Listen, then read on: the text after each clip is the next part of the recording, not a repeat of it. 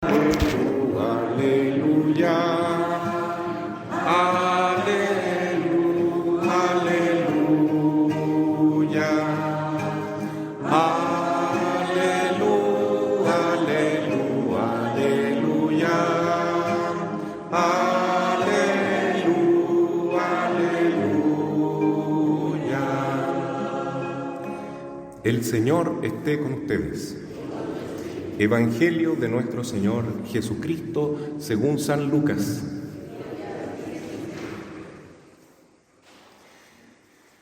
Jesús dijo a los fariseos: había un hombre rico que se vestía de púrpura y lino finísimo, y cada día hacía espléndidos banquetes. A su puerta, cubierto de llagas, yacía un pobre llamado Lázaro, que ansiaba saciarse con lo que caía de la mesa del rico, y hasta los perros iban a lamer sus llagas. El pobre murió y fue llevado por los ángeles al seno de Abraham. El rico también murió y fue sepultado. En la morada de los muertos, en medio de los tormentos, levantó los ojos y vio de lejos a Abraham y a Lázaro junto a él. Entonces exclamó: Padre Abraham, ten piedad de mí, y envía a Lázaro para que moje la punta de su dedo en el agua y refresque mi lengua, porque estas llamas me atormentan. Hijo mío, respondió Abraham, recuerda que has recibido tus bienes en vida, y Lázaro, en cambio, recibió males. Ahora él encuentra aquí su consuelo, y tú el tormento.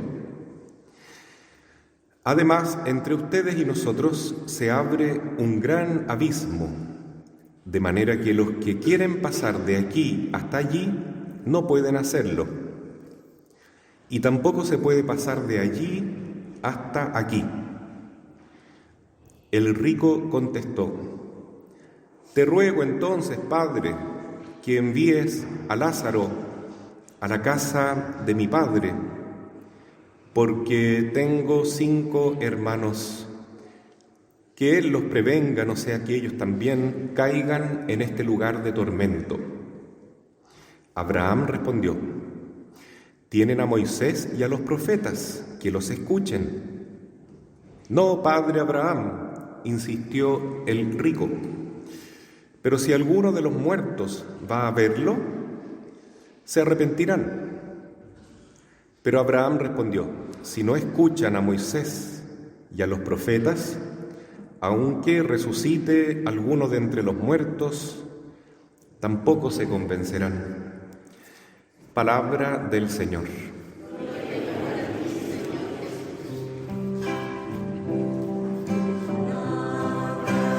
Me da vida, confío en ti, Señor.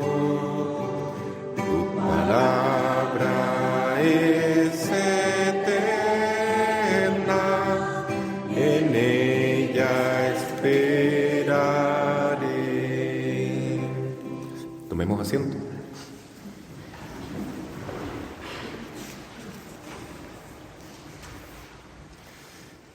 Queridos hermanos, hoy es el último domingo de septiembre, es el día de oración por Chile. Le pedimos a la Santísima Virgen del Carmen que nos vaya guiando. Según los padres de la patria, la Virgen del Carmen ha de ser nuestra guía, la estrella que nos orienta por el buen camino, la estrella que está en nuestra bandera, por cierto. Y la Virgen siempre nos va a conducir por el camino de Jesús. De un tiempo a esta parte, la élite, ¿no es cierto?, los gobernantes, los políticos, los legisladores, están interesados en establecer nuevas leyes, nuevas constituciones, ver cómo nos vamos a orientar, cómo nos vamos a legislar, cómo nos vamos a conducir en sociedad. Y esta preocupación es a nivel mundial porque se está creando un nuevo orden, como se dice, ¿no?, en el mundo. Siempre la palabra del Señor prevalecerá. Jesús dice, cielo y tierra pasarán, mis palabras no pasarán. ¿Y qué nos dice el Señor? Que hemos de trabajar en este mundo para construir lo que los papas recientes han llamado la civilización del amor. Ese es nuestro trabajo mundano, digamos así. Estamos en medio de la sociedad como sal, como levadura, para elevar la masa, como luz en el mundo. No porque nosotros, los cristianos, seamos superiores a nadie, todo lo contrario, partimos reconociendo en la misa que somos pecadores, realmente muy necesitados del perdón y la misericordia de Dios, como todo ser humano. Pero sí, como dice San Pablo, portamos en este vaso de barro que somos nosotros, criaturas débiles, pecadores, tesoros divinos. Tenemos un tesoro divino. ¿Y cuál es este tesoro? La fe, la fe. Qué grande es la fe, hermanos. El justo se salvará por la fe, dice San Pablo en la carta a los Romanos, y lo repite también el padre Abraham, según la parábola que acabamos de escuchar. Jesús nos cuenta en el capítulo 16 de San Lucas, qué importante es escuchar la palabra de Dios. Es muy importante, ¿no? Ese es el mensaje que da Abraham. En los que escuchan a Moisés y a los profetas podrán salvarse, porque quien escucha la palabra de Dios crece en la fe, y la fe nos permite contemplar, experimentar la realidad de otro modo, sabiendo que no solo somos ciudadanos de este mundo, no solo debemos buscar la felicidad en este mundo, sino principalmente en la vida eterna. Por eso entonces, ¿cómo debemos guiarnos? ¿Cómo vamos a utilizar los bienes que Dios mismo nos ha dado? El bien de las riquezas, por ejemplo, ¿no? Los bienes materiales, el bien del poder, la autoridad, que en sí no es mala. Y los bienes del cuerpo también, todos los placeres que son lícitos en este mundo, como la comida, la bebida, dormir, una vida amorosa dentro del matrimonio que es legítima, que está bendecida por Dios, porque de ahí también se puede producir, ¿no es cierto?, la prole humana, se va procreando la humanidad. Todo eso con la bendición de Dios, por supuesto. Entonces está bien. Pero ¿cómo debemos utilizar estos bienes de tal modo que no nos hagan daño en este mundo y nos arriesguen a perder la vida eterna? Entonces el Señor nos dice que tenemos que vivir el amor, la caridad. No solamente basta la fe, no es suficiente la fe. Hay que practicar obras de caridad. ¿Cierto? Jesús dice, no el que diga Señor, Señor, entrará en el reino de los cielos, sino el que haga la voluntad de mi Padre, el que escuche la palabra de Dios y cumpla la palabra de Dios. Ese tendrá vida eterna, ese podrá gozar ya en este mundo del estado de gracia, es decir, en este mundo se puede vivir, hermanos, con una felicidad tremenda, que es una llama que está ardiendo en el corazón del creyente, del hombre y la mujer de Dios, que escuchan esta palabra y la cumplen. Y esa llamita es el Espíritu Santo, es el amor de Dios, y que se va inflamando, se va fortaleciendo en la medida que vivimos la caridad, la civilización del amor, decía San Pablo VI. ¿Y en qué consiste la civilización del amor? Consiste en reconocer que en el mundo todos somos distintos, somos diferentes, ¿no es cierto? Muy al contrario del ideal de la Revolución Francesa, que viene de la masonería, una secta diabólica, ¿no es cierto?, que está contra la fe de la Iglesia Católica, que quiere destruir la Iglesia Católica. ¿Qué decían los masones en la Revolución Francesa? Igualdad, fraternidad y libertad. Todo eso parece muy bonito, pero entendido al margen de la ley de Dios, ¿no es cierto? Como que el hombre se va a endiosar a sí mismo con libertad, igualdad y fraternidad. Eso lleva al infierno, ciertamente, porque sin Jesús nada podemos hacer. Entonces, una igualdad falsa dice que están mal las diferencias. ¿Y cómo van a estar mal las diferencias, hermanos? Si Dios nos hizo diferentes, somos todos distintos. Así como en un jardín hay flores distintas y por eso el jardín se hace más bonito. Es un jardín multiforme, todos somos diferentes, distintos, y ahí está la riqueza, el amor de Dios. Pero esta distinción tiene que darse en el amor, porque si no hay amor, es decir, si reina la injusticia, entonces esa distinción, esa desigualdad se hace mala, maligna, produce odio, produce división, produce frustración, resentimiento, egoísmo, codicia, ambición. Entonces, la desigualdad en sí misma no es mala, Dios lo ha querido así. Dios nos ha creado hombres y mujeres. Somos distintos, pero no para pelear, sino para complementarnos, para ayudarnos, para formar la familia. Dios nos ha creado con distintas razas, distintas culturas, no para discriminarnos, sino que para querernos, apoyarnos, porque todas las culturas, todos los pueblos tienen algo que aportar al bien común de la humanidad. Fíjense que somos todos distintos en etapas de la vida, ¿no? Somos niños, adolescentes, jóvenes, adultos, ancianos, y en cada etapa algo se puede hacer para aportar al bien común. Qué lindo es cuando hay niños, adultos, ancianos, en una familia. Todos tenemos algo que aportar. Inclusive Dios ha permitido, y esto es bastante fuerte, ¿no es cierto?, lo que voy a decir.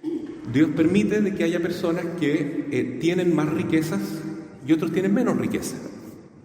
Hay algunos que tienen más poder y otros tienen menos poder. ¿Pero por qué es eso? Porque el que tiene más tiene que servir al que tiene menos.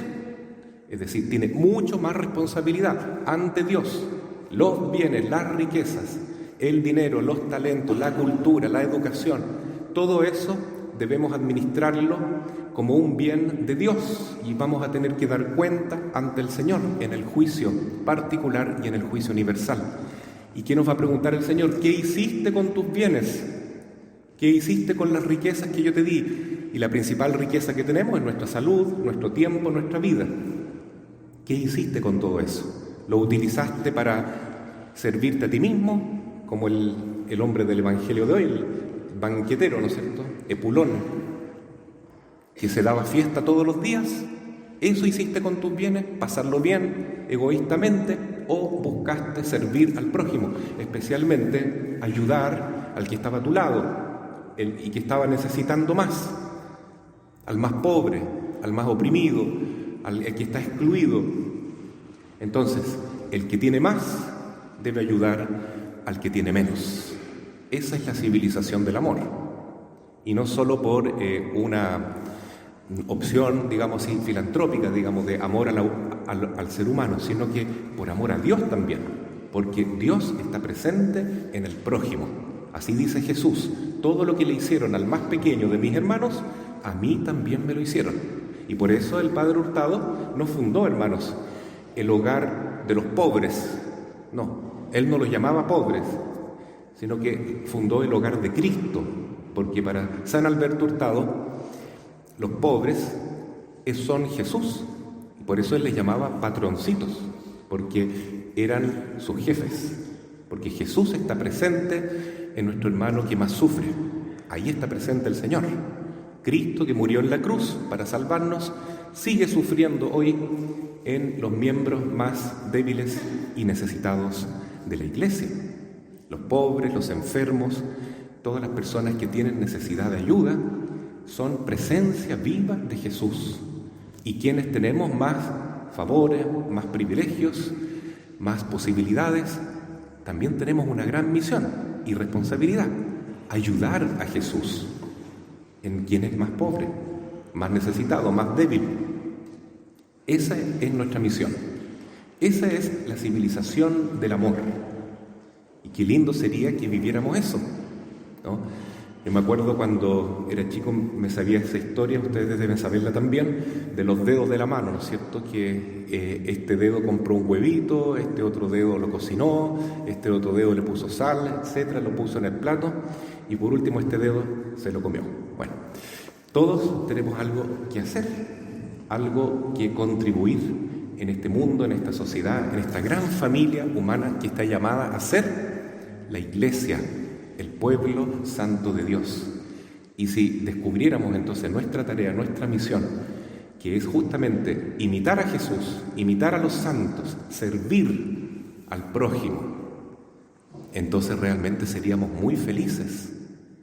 No se trata este evangelio, hermanos, de decir que el rico se va a ir al infierno y el pobre se va a ir al cielo. Eso no es así, no es una teología correcta esa. Sino que lo que está diciendo el Señor es que ojalá todos podamos descubrir en la ley de Dios el sentido de nuestra vida. La ley de Dios es amar a Dios y al prójimo como a sí mismo. ¿Por qué se fue al infierno entonces este rico Epulón?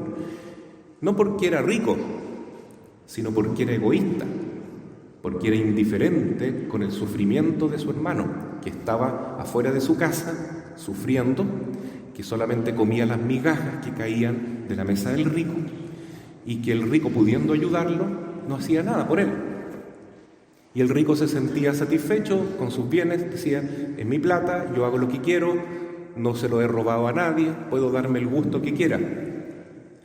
Y además era creyente, porque él se dirigía a Abraham como padre, le decía, Padre Abraham. Y Jesús dirige esta parábola a los fariseos, que eran los más religiosos de la época.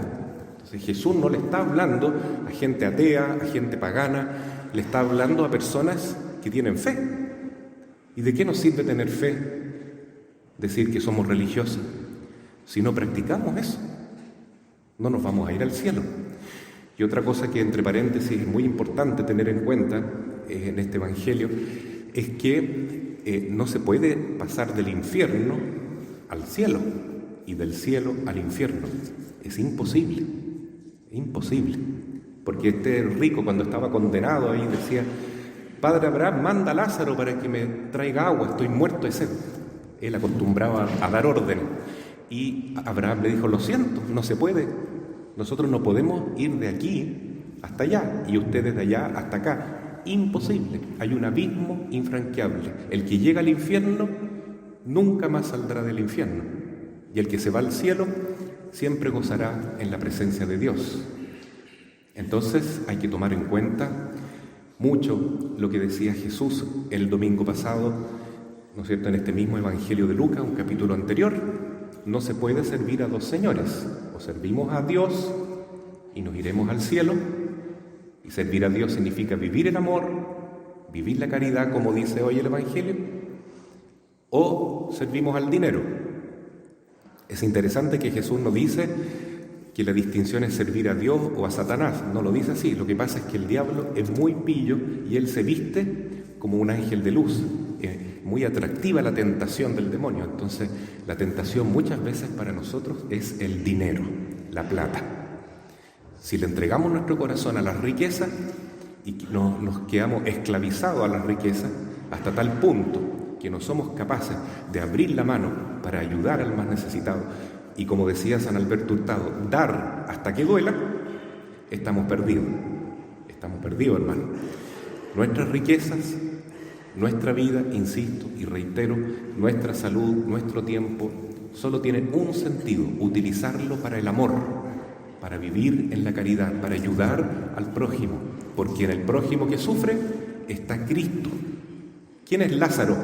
¿Quién es este pobre llagado que estaba ahí pidiendo limosna? Es Jesús, sin duda que es Jesús. Porque de hecho, antes de la muerte de Jesús, nadie podía llegar al cielo. Y Jesús cuenta en la parábola que cuando se murió Lázaro, o sea Jesús, se fue directo al cielo y se fue con el Padre Dios. simbolizado acá por el padre Abraham. Entonces Jesús es el pobre. Jesús, que siendo rico, el Hijo de Dios, Dios eterno, se hizo pobre, se hizo miserable, se hizo el más pequeño, para hacernos a nosotros ricos, con su vida, con su amor. Con su muerte, Él nos dio vida. Con su sacrificio, Él nos dio salvación. Él nos da el ejemplo. Pero Él está ahí, está pobre, al lado nuestro. Lo vemos en los pobres, gente pobre que hay en el mundo que sufre, y lo vemos también pobre en la Eucaristía. Ahí está Jesús, pobre, marginado. Muchas veces en esa cajita ahí, en el tabernáculo, está el Lázaro de todos los tiempos, Jesús, pobrecito porque nadie lo toma en cuenta. ¿Cuántas veces nos acordamos de venir a la iglesia y adorarlo y decirle: Jesús, te amo, Jesús, tú eres mi vida, tú eres mi Señor, todo te lo debo a ti, gracias, yo te adoro? Y ahí está el Señor, pobre. Por eso quiero aprovechar esta oportunidad, hermanos, de invitarlos a que reactivemos nuestra capilla de adoración perpetua, porque este es un privilegio muy grande, es una bendición enorme que tenemos. Jesús expuesto 24 horas al día en la capilla, el pobre Lázaro que está escondido ahí en la hostia. La hostia no es un pan, uno ve pan, pero es Jesús que está ahí realmente, su cuerpo, su sangre, su alma, su divinidad. Es Jesús, el mismo Jesús que está en el cielo glorioso a la derecha del Padre, está aquí con nosotros como un pobre Lázaro, escondido, marginado, solitario muchas veces, porque no lo tomamos en cuenta. Si hay que practicar la caridad con alguien, es con Jesús, porque Jesús sufre, su sagrado corazón sufre nuestra indiferencia, nuestro abandono, nuestra falta de amor, consideración, gratitud y, ¿no es cierto?, el respeto que deberíamos tener con Él, porque Él es nuestro Señor y Él se hace tan pequeño como un niño, se hace tan pequeño como una persona pobre, se hace tan pequeño sobre todo en la hostia consagrada. Ahí está Jesús. Hermanos, ojalá pudiéramos creer. Felices los que creen sin haber visto, dice el Señor a Santo Tomás, apóstol. No estamos viendo una hostia, estamos viendo a Cristo. Y Cristo está aquí en la hostia escondido porque quiere estar con nosotros. Porque el mejor acto de caridad que podemos hacer con quien sufre es estar con Él. Me decía alguien ayer, no basta con ayudar a un pobre, darle comida. Hay que estar con Él, hay que preguntarle su nombre, hay que darle cariño, hay que hacerlo experimentar que es un hermano, que es una persona. Hay que estar con Él, estar con. Ese es el mayor gesto de amor.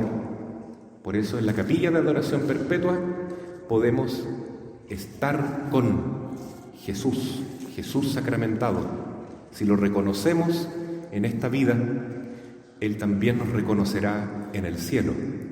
Nos dirá, tú no tuviste vergüenza de reconocerme, de hablar de mí ante tus hermanos, ahora yo tampoco te voy a negar ante mi Padre. Ven, bendito, ven a formar parte del reino preparado para ti. Qué lindo sería eso, que el Señor nos diga, ¿no? Pero tenemos esta vida nomás para decidir. ¿Servimos a Cristo? Hermanos, ¿queremos servir a Jesús de estas maneras como Él se nos manifiesta? ¿O servimos al dinero? Cada uno debe tomar su decisión. Y no basta después decir, Señor, si yo creía en ti, yo era religioso, Señor, Señor. Este rico Epulón era muy creyente, ¿y de qué le sirvió? De nada. Sí, como decía Jesús, Abraham tiene hijos debajo de las piedras, salen hijos de Abraham. Es fácil decir que uno cree, es fácil decir que uno es católico, que está bautizado. Lo difícil es vivir la ley de Dios, luchar, combatir, como dice San Pablo en la carta a Timoteo. Practica la justicia, la piedad, la fe y el amor, combate el buen combate de la fe, conquista la vida eterna. Ya lo había dicho Jesús, Para llegar al cielo no hay que quedar en la comodidad. Los flojos, los dejados, los cobardes no entrarán al reino de los cielos. Los que quieren dar el buen combate de la fe, porque seguir a Jesús exige valentía, exige fortaleza, heroísmo, compromiso total. Tomar la cruz significa negarnos a nosotros mismos para seguir el ejemplo de ofrenda, de amor, de entrega total de Jesús por nosotros. Ahora Él espera nuestra respuesta. Así sea. Amén.